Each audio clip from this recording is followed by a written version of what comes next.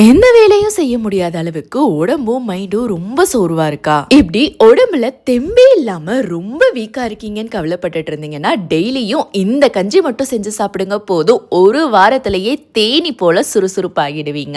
இந்த கஞ்சி பண்றதுக்கு அதிகமான அளவு கருப்பு கவுனி அரிசி எடுத்துக்கோங்க. இதையே அந்த காலத்துல ராஜாக்கள் மட்டும் பயன்படுத்தினாங்கன்னா இதுல நிறையவே நோய் எதிர்ப்பு சக்தியும் புரதச்சத்தும் இருக்கு.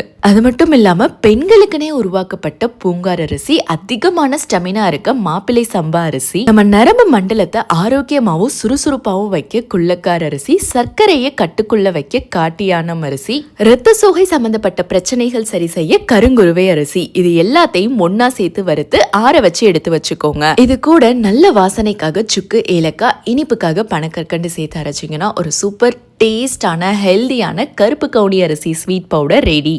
ஸ்கூல் போயிட்டு வர குழந்தைங்களுக்கு முந்திரி, தேங்காய் பூ போட்டு இந்த மாதிரி இனிப்பு கஞ்சி மாதிரி பண்ணி கொடுங்க, ரொம்ப விரும்பி சாப்பிடுவாங்க. அப்படி இல்லைன்னா நெய் போட்டு லட்டாவும் பிடிச்சு கொடுக்கலாம், குழந்தைங்களுக்கு ரொம்ப நல்லது. உங்களுக்கு இந்த கருப்பு கவுனி அரிசி ஸ்வீட் பவுடர் வேணும்னா ஸ்கிரீன்ல வெப்சைட் அண்ட் வாட்ஸ்அப் நம்பர் கொடுத்துருக்கேன், மறக்காம செக் பண்ணி ஆர்டர் பிளேஸ் பண்ணிக்கோங்க.